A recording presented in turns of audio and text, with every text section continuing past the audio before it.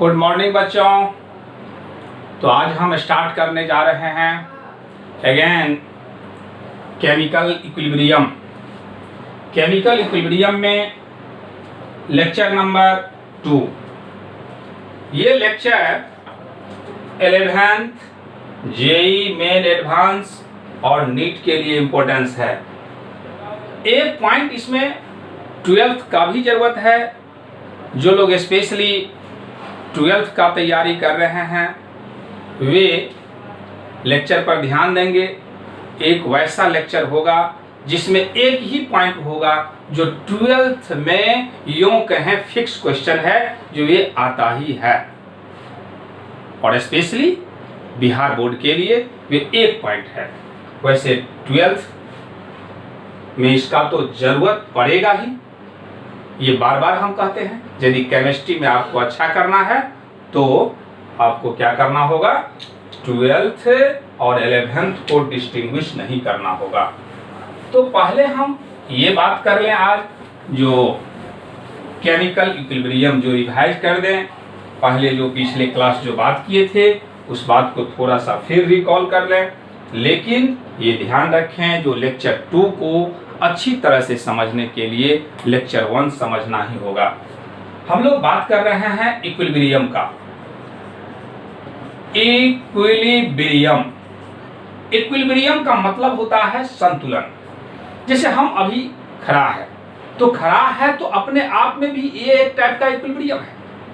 और यदि हम यहाँ से यहाँ और अगेन यहाँ से यहाँ चले, फिर ये प्रोसेस कंटिन्यू हो रहा है, ये भी अपने आप में क्या है, एक इक्विलिब्रियम है। तो इक्विलिब्रियम का मतलब होता है संतुलन। और हम पिछले क्लास में बात किए हैं, यदि कोई रिएक्शन करा रहे हैं, इस रिएक्शन में कोई रिएक्टेंट और प्रोडक्ट है, कुछ न कुछ टेम्परेचर होगा, कुछ न कुछ प्रेशर होगा, कुछ न कुछ कंसंट्रेशन होगा, कोई न कोई कलर आ सकता है।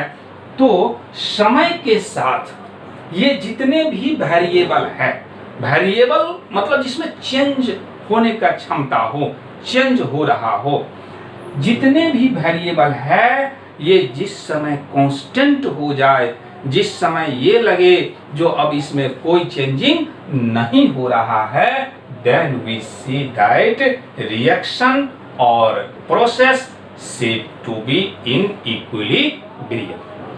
इक्विलिब्रियम में यदि हम A से B प्रोडक्ट बना रहे हैं, ये क्या है, रिएक्टेंट, और ये क्या है, प्रोडक्ट। तो रिएक्टेंट से प्रोडक्ट बना रहे हैं तो इस टाइप का जो रिएक्शन कहलाएगा वे फॉरवर्ड रिएक्शन कहलाएगा, फॉरवर्ड रिएक्शन कहलाएगा। और इस रिएक्शन को क्या कह देंगे बच्चों, तो इररिवर्सिबल रिएक्शन। ये इररिवर्सिबल रिएक्शन है यदि ऐसा हो जो A से B यानी रिएक्टेंट से प्रोडक्ट और अगेन प्रोडक्ट से रिएक्टेंट, ये रिएक्टेंट और ये प्रोडक्ट, रिएक्टेंट से प्रोडक्ट को क्या कहा जाएगा, फॉरवर्ड रिएक्शन। ये रिएक्शन लिखे हैं। और प्रोडक्ट से रिएक्टेंट को क्या कहा जाएगा, तो बैकवर्ड रिएक्शन। और इस पूरे रिएक्शन को क्या कह देंगे, तो रिवर्सिबल रिएक्शन, रिवर्सिबल रिएक्शन। हम लोग जो भी इक्विलिब्रियम का बात करेंगे वे किस रिएक्शन में, तो रिवर्सिबल रिएक्शन में। तो यहाँ तक पिछले क्लास हम डिस्कशन कर दिए थे, यहाँ तक नोट करने की जरूरत नहीं है। लेकिन जो अगेन फर्स्ट बार इस वीडियो लेक्चर को देख रहे हैं तो इसको नोट कर लें, ये जरूरत पड़ेगा आगे। नोट कीजिए।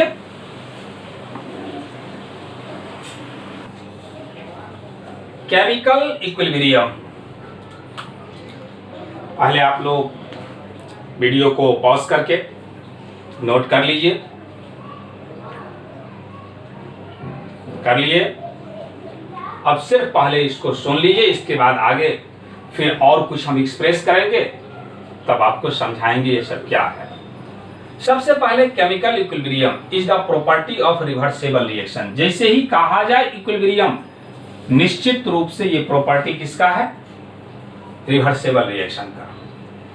Each reversible reaction consists of two opposing reaction। प्रत्येक, जैसे ही रिवर्सेबल रिएक्शन होगा तो प्रत्येक रिवर्सेबल रिएक्शन कितने पार्ट से बना हुआ होता है? 2 पार्ट से, to opposing reaction. One is forward reaction and other is backward reaction. Backward reaction कह दें या रिवर्स रिएक्शन कह दें, दोनों ही बात सेम है। These two reaction proceeds मतलब बढ़ना, proceeds का मतलब बढ़ना, आगे चलना। In opposite direction, initially both forward and backward reaction proceed with a different rate, but at one stage during the reaction, opposing reaction proceed at the same rate, same time with same rate, the reaction is said to be equilibrium। यानी क्या इसमें कहा गया? जो एक reversible reaction forward और backward दोनों अलग अलग रेट से प्रोसीड करते रहता है, लेकिन एक वैसा समय आता है जब दोनों का रेट क्या होता है? बराबर हो जाता है। उस समय को, उस स्टेज को कह देंगे रिएक्शन किस स्टेज में आ गया? तो इक्विलिब्रियम स्टेज में आ गया।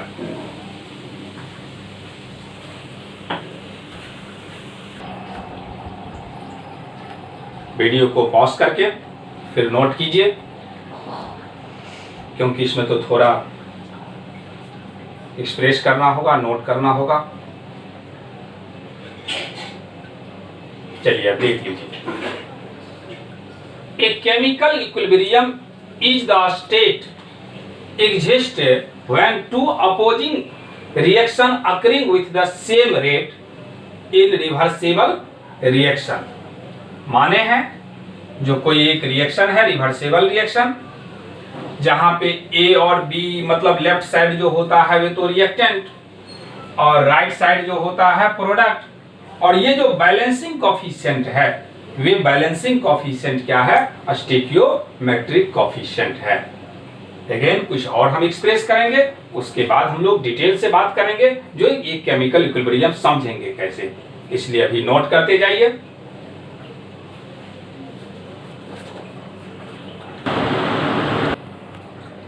वीडियो को पॉज करके पहले नोट डाउन कीजिए, उसके बाद हम समझाते हैं ये सब क्या है, क्या एक्सप्रेस किए। नोट डाउन कर लिए और फिर हम मिटाते हैं, उसके बाद हम लोग अच्छा से बात करेंगे।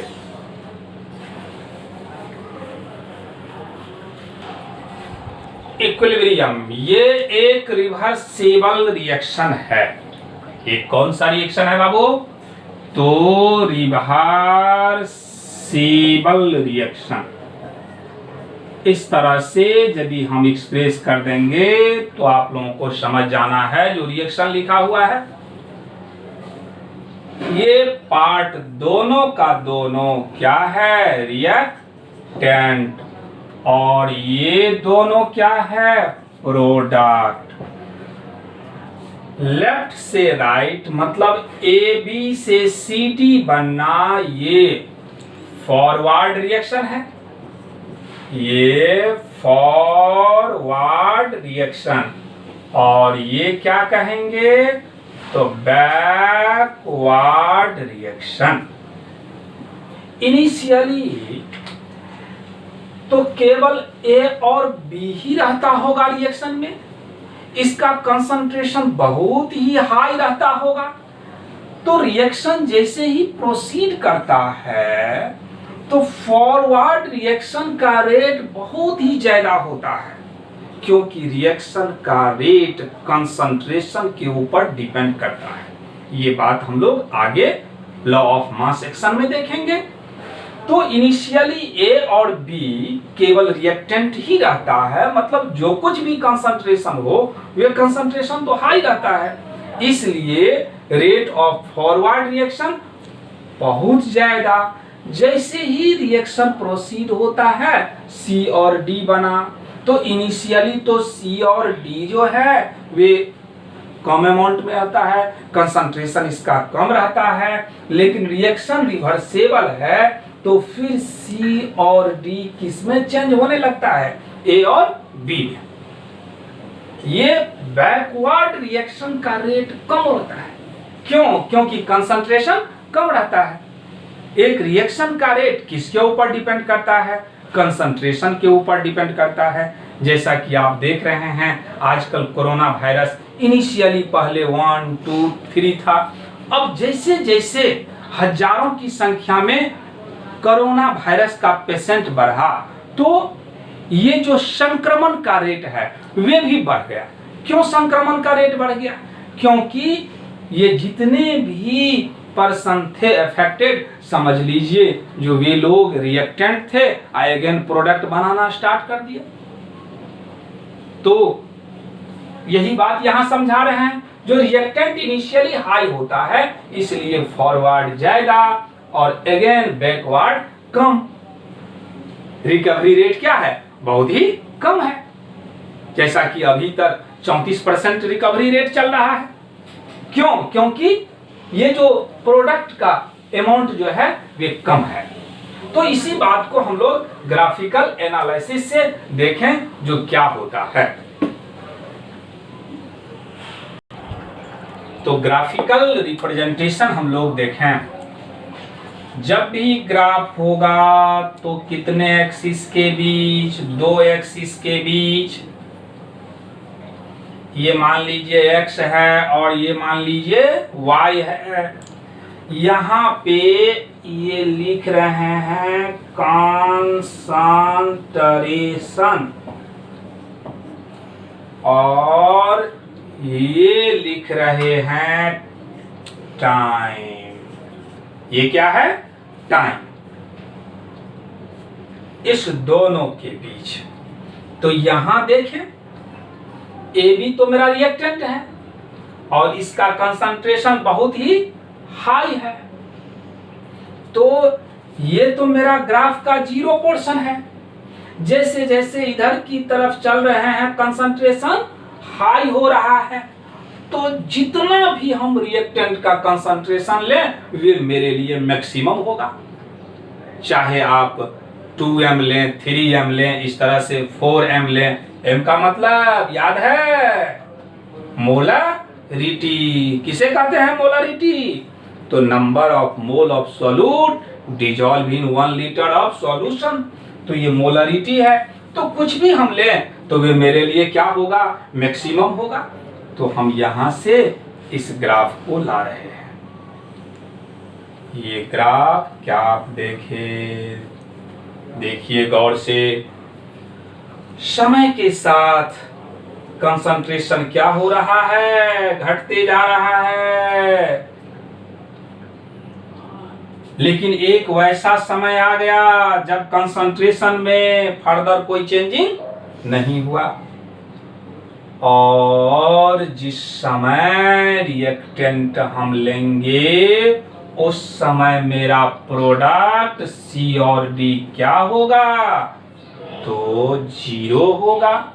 इसलिए ग्राफ को 0 से स्टार्ट करना पड़ेगा इस तरह से।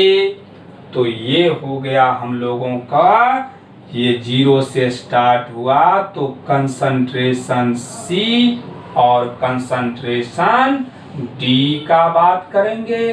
क्यों? क्योंकि हम लोगों का C और D क्या है? प्रोडक्ट है।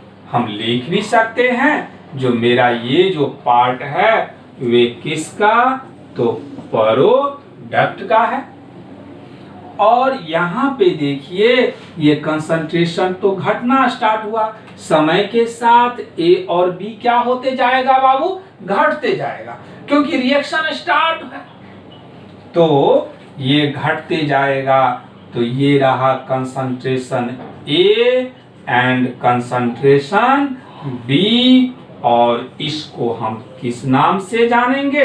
रिएक्टेंट के नाम से जानेंगे। और ये जो एक स्टेट आया, देखिए यहाँ पे फर्दर क्या हो गया? यहाँ से आप कंपेयर करें तो क्या लग रहा है? कांस्टेंट। जो समय के साथ इसमें कोई चेंजिंग नहीं हो रहा है, समय इंक्रीज हो रहा है। क्योंकि समय कभी फिक्स नहीं रहता। तो ये अब ये जो आप एक पॉइंट देख रहे हैं, ये पॉइंट को हम किस नाम से जानेंगे? Equilibrium point, equilibrium state. ये जो स्टेट है ये क्या कहलाएगा? Equilibrium state. क्यों? क्योंकि फर्दर न CD में चेंज हो रहा है न AB के कंसंट्रेशन में चेंज हो रहा है। इक्विलिब्रियम का ये कतई मतलब नहीं जो CD और AB का कंसंट्रेशन बराबर हो जाएगा।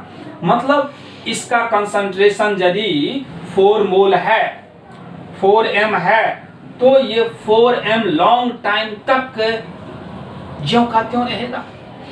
ये 2m है तो लॉन्ग टाइम तक ज्यों का त्यों रहेगा। तो उसी को हम लोग कह देंगे इक्विलिब्रियम स्टेट में आ गया। यानी आपको एक पॉइंट मिला जो इक्विलिब्रियम स्टेट उस समय कहलाएगा जब relative concentration of reactant and product remain unchange. Again हम दूसरा ग्राफ बात कर लें। तो यदि हम इस तरह का अगेन फिर क्या लेंगे? कंसंट्रेशन। इस बार CONC क्या लिखा दिए? कंसंट्रेशन। और क्या ले रहे हैं? टाइम। तो ऐसा भी तो होगा जो कंसंट्रेशन ये रिएक्टेंट घटते घटते इस तरह से आ जाए, ये प्रोडक्ट बढ़ते बढ़ते ऐसा आ जाए। ये कोई जरूरी नहीं है जो ये प्रोडक्ट बढ़ ही जाए रिएक्टेंट से और रिएक्टेंट घट ही जाए। यानी घटा तो, लेकिन रिएक्टेंट से ज्यादा नहीं घटा। यानी ये रहा हम लोगों को किसका? A एंड B का कंसंट्रेशन और ये रहा C एंड D का कंसंट्रेशन। और ये जो पॉइंट मिला, इस पॉइंट को हम क्या कहेंगे? इक्विलिब्रियम स्टेट कह देंगे। क्या समझे बात? इसमें क्या किए? रिएक्टेंट को प्रोडक्ट से कम कर दिए, लेकिन इसमें ऐसा नहीं हुआ। और इक्विलिब्रियम क्यों कहे? जो फर्दर इसके कंसंट्रेशन में कोई चेंजिंग नहीं हुआ। अगेन हम देख लें, यदि इस तरह का जब भी ग्राफ बात होगा तो यहाँ पे हम ले रहे हैं एक कंसंट्रेशन और दूसरा हम ले रहे हैं टाइम। इस बार ऐसा एजम्पशन कर रहे हैं इस तरह का, देखें आप लोग गौर से, जो क्या अंतर आ गया। तो यहाँ पे देखें इस बार, ये मेरा क्या है? इधर से ये 0 से स्टार्ट हुआ है, तो 0 से तो जब भी स्टार्ट होगा तो प्रोडक्ट, और ये हाई से जब भी स्टार्ट होगा तो रिएक्टेंट। एक वैसा समय आया जब दोनों का कंसंट्रेशन क्या हो गया? सेम हो गया। मतलब जितना रिएक्टेंट है उतना ही प्रोडक्ट। तो ये तीनों ग्राफ को आप गौर से देखें, ये किसके किसके बीच ड्रॉ किया गया? कंसंट्रेशन और टाइम के बीच। एक वैसा ग्राफ जिसमें रिएक्टेंट घट गया, एक वैसा ग्राफ जिसमें रिएक्टेंट घटा नहीं, प्रोडक्ट से ज्यादा ही है, एक वैसा ग्राफ जिसमें रिएक्टेंट और प्रोडक्ट दोनों ही सेम हो गया। उसके बाद ये इक्विलिब्रियम स्टेट में आया। तो इस तरह से हम लोग कंसंट्रेशन और रिएक्टेंट के बीच ग्राफ देखे। नोट डाउन कीजिए, वीडियो को पॉज करके नोट कर रहे हैं। मन में टेंशन नहीं लेना है। जो 12th कैसे तैयारी होगा, सब तैयारी होगा। सिर्फ आप रेगुलरली देखें, जितना हो शेयर अधिक से अधिक करें, शेयर के दुनिया में तहलका मचा दें, ताकि आप देख रहे हैं जो पटना में जितना भी केमिस्ट्री है, भी किशोर सर सबको पीछे छोड़ दिए हैं। आपको मालूम है कि नहीं? आप जरा देख लें, चाहे पटना में कोई भी टीचर हो केमिस्ट्री में, सबसे आगे नंबर 1 है। और ये बात आपको पहले भी कह रहे थे। जो देखिए यहाँ एक मार्केटिंग के तहत मेरे पास स्टूडेंट को नहीं पहुंचने दिया जाता है, बाहर में ही रोक लिया जाता है। तो इसमें बहुत सारा बच्चा को एक कन्फ्यूजन हो रहा था, जो सर बात बना रहे हैं, सर अपना बड़ाई कर रहे हैं। अरे हम बड़ाई करते तो उतना भीड़ पटना में पैदा कर देते जो आज तक कोई सोचा नहीं है, लेकिन मैंने अपने सत्यनिष्ठ से अपने कर्म पे विश्वास किया जो एक न एक दिन सबको पीछे छोड़ूंगा। और आज आप लोगों के सामने आप जो देखें सब्सक्राइबर से सबसे आगे बढ़ रहे हैं कि नहीं, आप देख लें किसी भी चैनल पे जाकर के। नोट कर लिए? तो आगे बढ़ते हैं। हमको एक ग्राफ और बात करना है, हमको एक ग्राफ और बात करना है। किसके बीच बाबू? तो रेट ऑफ रिएक्शन और टाइम के बीच। अभी तक हम लोग किसका ग्राफ बात कर रहे थे? कंसंट्रेशन का। तो देखिए जो कैसे जो है रेट ऑफ रिएक्शन,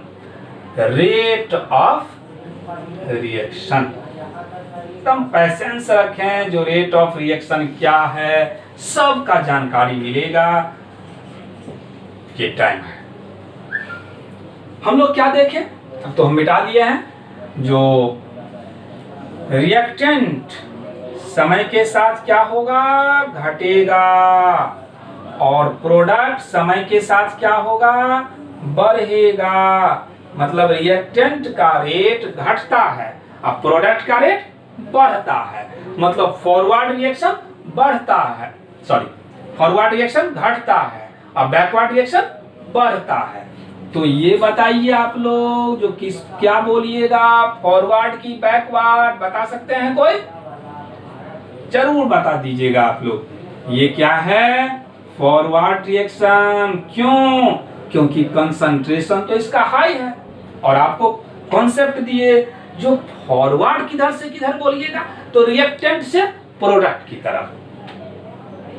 तो ये रहा मेरा फॉरवर्ड रिएक्शन और ये क्या रहा?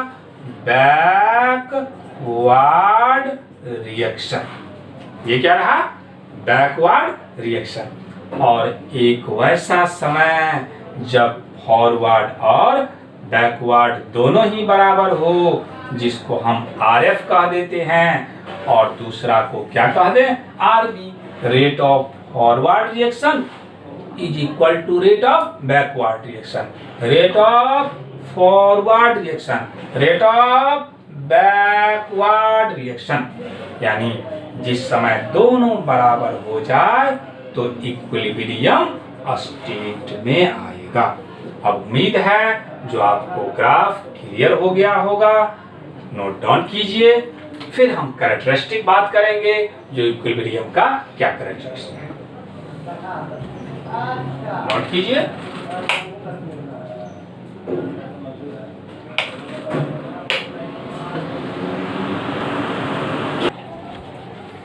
At equilibrium stage at a given temperature, at a given temperature का मतलब हुआ ये टेम्परेचर क्या होना चाहिए? कांस्टेंट। दैट इज हम कह सकते हैं at constant temperature the rate of forward reaction is equal to rate of backward reaction। जैसे ही आपसे हम कहेंगे जो इक्विलिब्रियम का क्या क्राइटेरिया है, इक्विलिब्रियम का क्या इंपॉर्टेंस है, तो बस एक ही बात सबसे पहले याद रखें, जो रेट ऑफ फॉरवर्ड और रेट ऑफ बैकवर्ड जिस समय बराबर हो जाए कह देंगे रिएक्शन इक्विलिब्रियम स्टेट में आ गया है।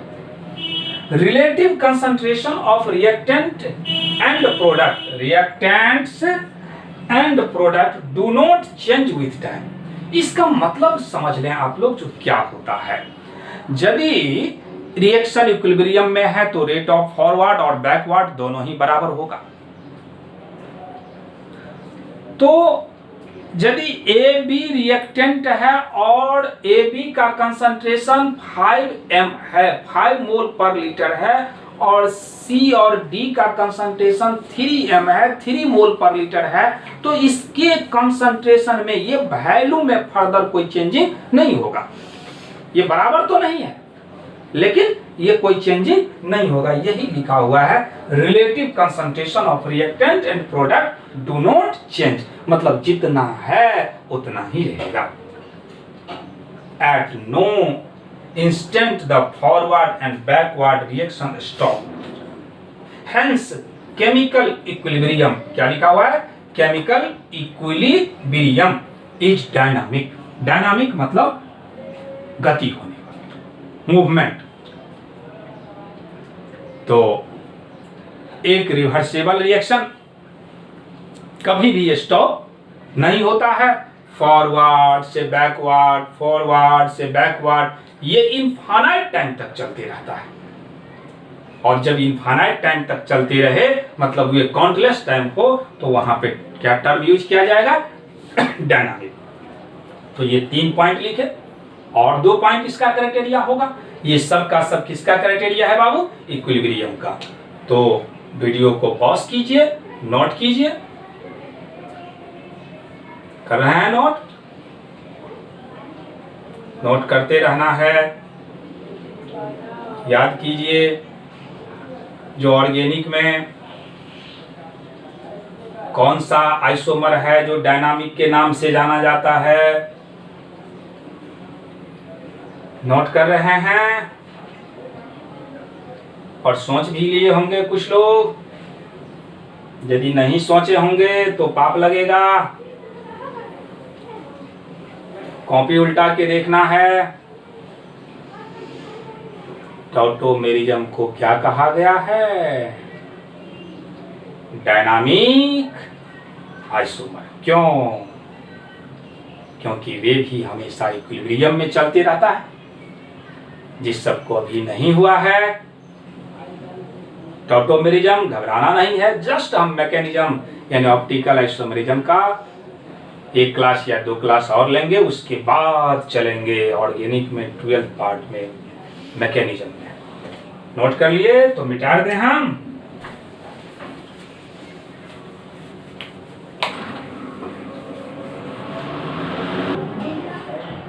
कंडीशन में कहा गया one of the condition temperature pressure under which an equilibrium exist. Equilibrium exist है और उस समय हम अल्टर्ड करते हैं, बदल देते हैं। जैसे इक्विलिब्रियम शिफ्ट है, फॉरवर्ड बैकवर्ड दोनों रिएक्शन रेट बराबर है, और उस समय यदि इस सभी को हम चेंज कर दें, या तो घटा दें या बढ़ा दें, तो इक्विलिब्रियम जो शिफ्ट हो जाएगा उस डायरेक्शन में जिधर जाने से अगेन इक्विलिब्रियम स्टेट में आ जाए। इसका हम लोग एप्लीकेशन के दौरान और भी देखेंगे अच्छा से, अभी रट जाना है। A catalyst does not alter the position of equilibrium. Catalyst क्या है? एक वैसा सबस्टांस जो रेट ऑफ रिएक्शन को या तो बढ़ा दे या नहीं तो क्या कर दे? घटा दे। तो उसको हम लोग किस नाम से जानेंगे? कैटालिस्ट के नाम से जानेंगे। तो कहा गया जो कैटालिस्ट जो होगा वे does not alter the position of equilibrium state. ये क्या काम करता है कैटालिस्ट? ये फॉरवर्ड रिएक्शन हो या बैकवर्ड रिएक्शन, दोनों ही रिएक्शन को क्या कर देता है? बढ़ा देता है। क्या समझे बात? एक कैटालिस्ट जो है फॉरवर्ड रिएक्शन और बैकवर्ड रिएक्शन दोनों के रेट को बढ़ा देता है। मतलब कम समय में कैटालिस्ट इक्विलिब्रियम स्टेट में ला लेता है एक रिवर्सेबल रिएक्शन का। तो वीडियो को पॉज कीजिए, नोट कीजिए।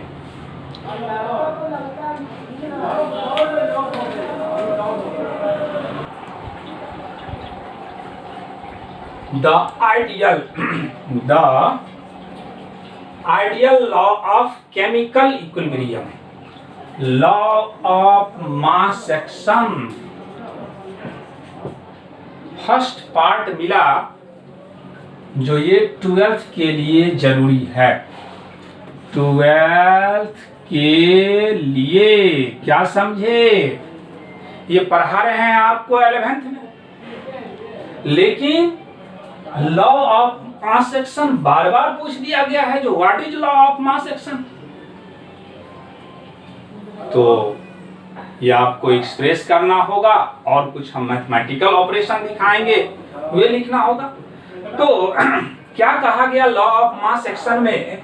यदि हम लोग एक reaction alpha A plus beta B gamma C plus delta D, यही मेरा रिवर्सेबल रिएक्शन है।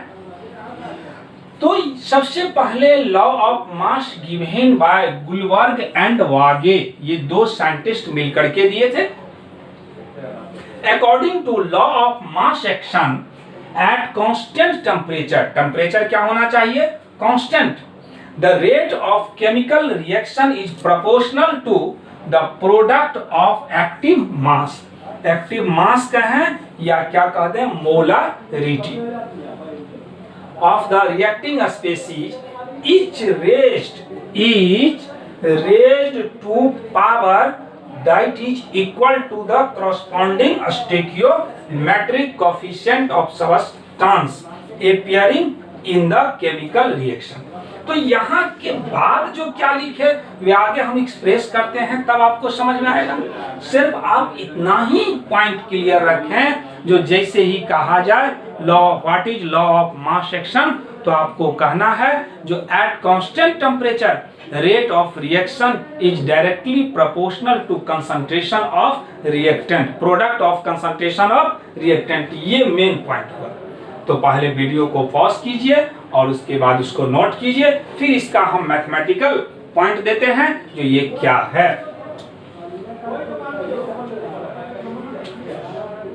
कर लिए नोट? तो चलिए हम इसको अगेन हम एक्सप्रेस कर दें जो क्या है।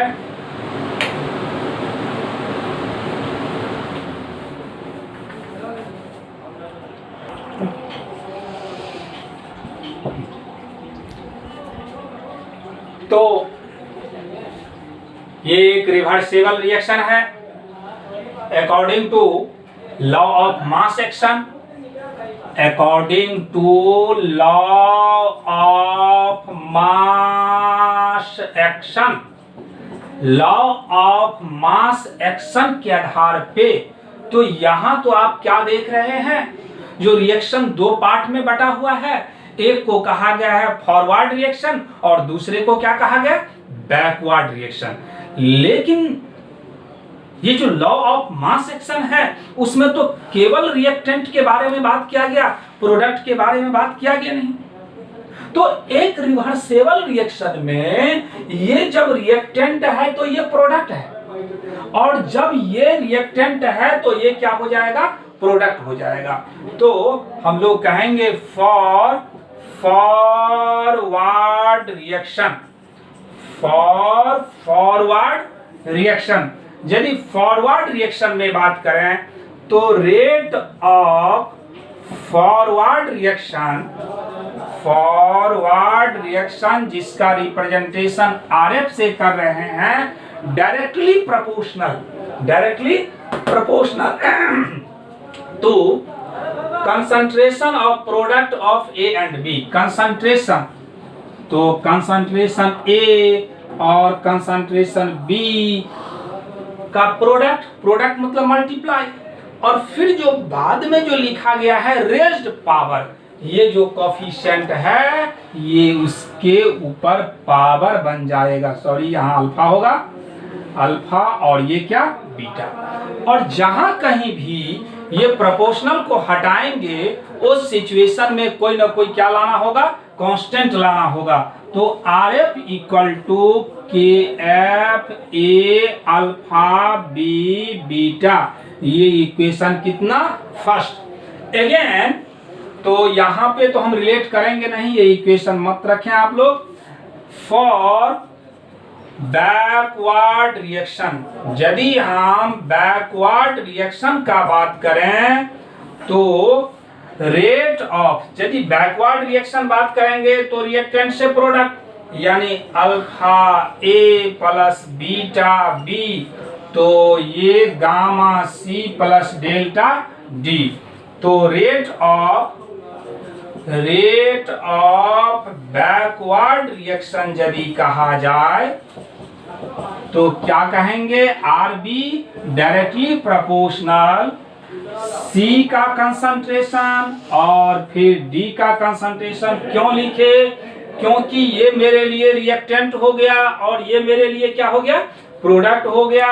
अब यहाँ जो कॉफिशिएंट है वे गामा और ये क्या है डेल्टा, तो आर बी इक्वल टू के बी, ये सी गामा और डी डेल्टा, जहां पे के एफ को क्या कह देंगे, rate constant of forward reaction, और के बी को क्या कह देंगे, तो rate constant of backward reaction.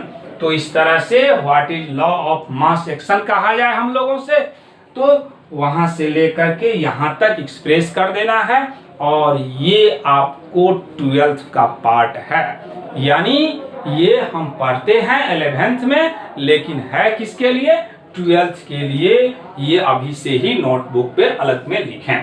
तो अगेन वीडियो को पॉज कीजिए और नोट कीजिए।